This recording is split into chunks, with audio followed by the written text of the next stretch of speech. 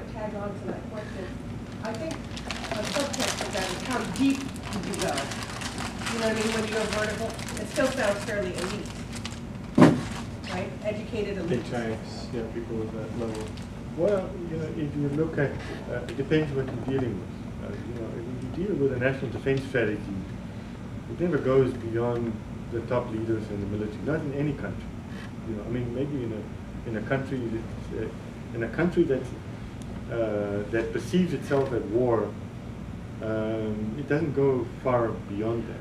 In these other root cause issues, that's where we can bring the level much lower.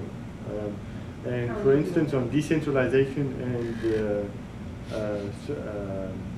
social economic reform processes, that has gone to municipal levels, bringing in local municipalities, local NGOs, and organizations inside that level.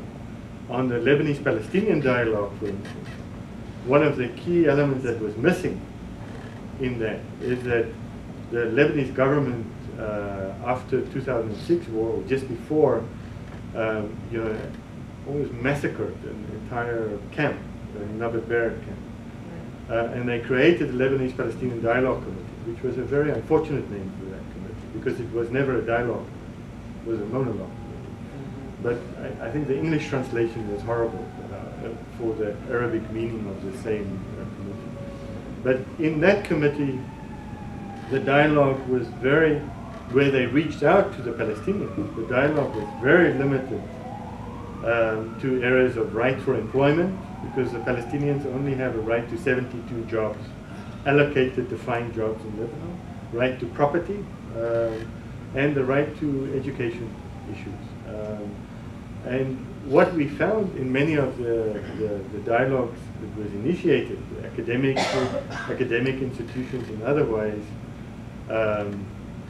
Rami Khouri and I wrote a strategy paper together on the Lebanese-Palestinian strategic dialogue process there, where we felt the focus should lie much more also at the dialogue between local municipalities and camp governing committees, where you're not ever going to have a cohesive national strategy, not from the Palestinians and not from the Lebanese.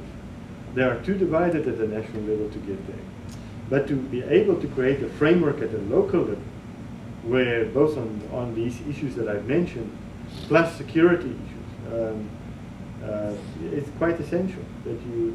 So the dialogue process at the common space, one of the fundamentals is there's a national process, but each of the processes go down as far as it makes sense to go down.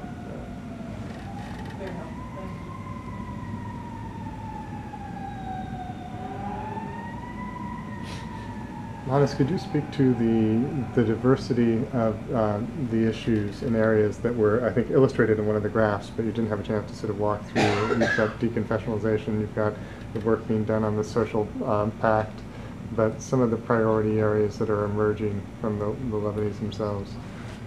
The relationship between the resistance and the state is always a priority, but the other priorities at the moment that they're dealing with is the economic social reform, the decentralization issue, the deconfessionalization, what I mentioned earlier on creating a new frame of the consensual model, but not in the frame of confession. So that's a big challenge that they have at the moment. And it's interesting that the far right Christian party and Hezbollah are very close on that issue. But both are saying we can redefine consensus, but you have to protect identity. And that is a big challenge of how are you going to come up with a new system where you don't use confession as a protective model, but you still defend, have security in place for your identity. And I know there is some talk of saying, some of these, I think there was recently a book published of saying the futility of identity conflicts. Lebanon is one example you cannot get away from. identity conflict.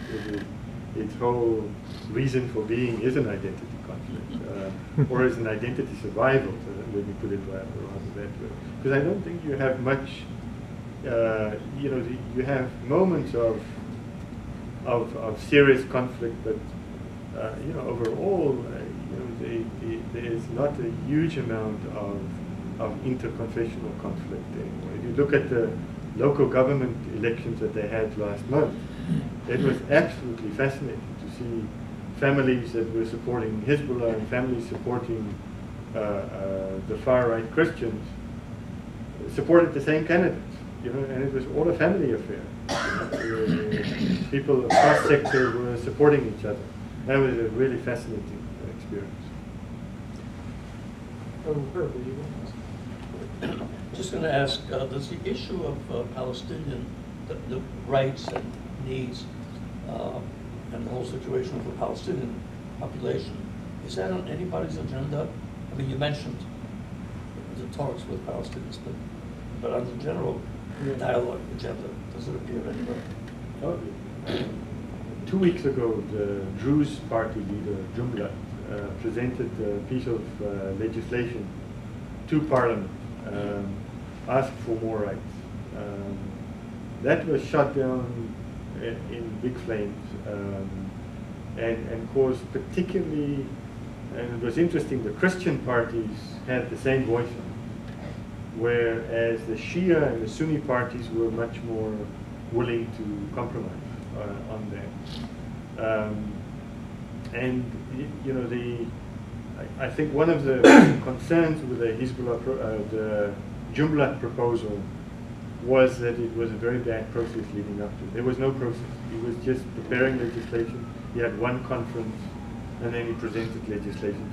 There was no preparatory work on that. And that actually caused, I think, more problems in that. There are the government body themselves, the Lebanese Palestinian Dialogue Committee, has been preparing legislation with all the parties and in consultation with the Palestinians on the property rights and the employment.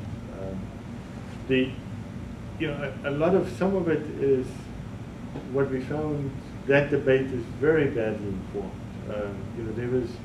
You have an extraordinary amount of studies on the employment of Palestinians in Lebanon, but you have very little study in terms of the impact of Palestinians in the economy of Lebanon, positively and negatively, but overall very positive. Like if you look at how many people from Syria is there, or look at, you have 170,000 Sri Lankans working. It is an extraordinary amount of people from outside. Nepalese, Sri Lankans, Ethiopians, Sudanese, and actually, you have 400,000 Palestinians living in the same country, which it could be cheaper. It could create a lot more, less security problems if you use some of that employment for many of these issues. But it's still, Palestinians have a very difficult scenario because the right of return is the main flag for all the Christian parties and some of the other parties say you cannot give the Palestinians these rights because they've got to go back to Israel.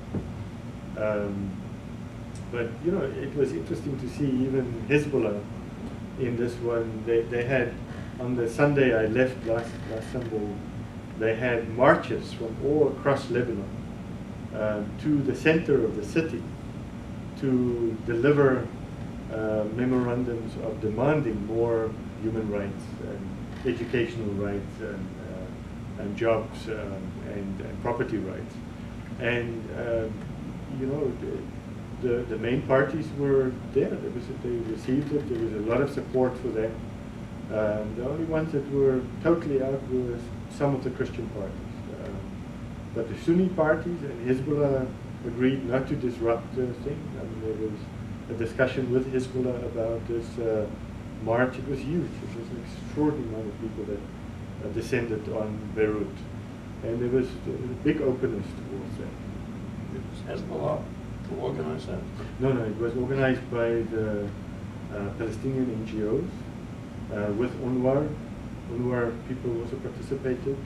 And then a lot of Lebanese parties, like the Greens Party, Future Party, Communist Party, a lot of Lebanese parties participated in support of the Palestinian cause. Not Hezbollah. Hezbollah didn't participate, but it was not, Hezbollah has some of the Lebanese parties, I mean, you know it probably much better than I know, but I think, I am not too familiar always with the concept of that when we negotiate, part of my objective is just to make Peter's life as miserable as possible, but I wouldn't harm him. And I think that is part of, very often part of these negotiation strategies that you very well know, that we make our lives so difficult for each other, but we wouldn't harm. We will allow it to happen. And I think that you find on all parties' sides that you have a strategy. But Hezbollah was not against and not for, but they are willing to allow it to happen from the areas that they will control.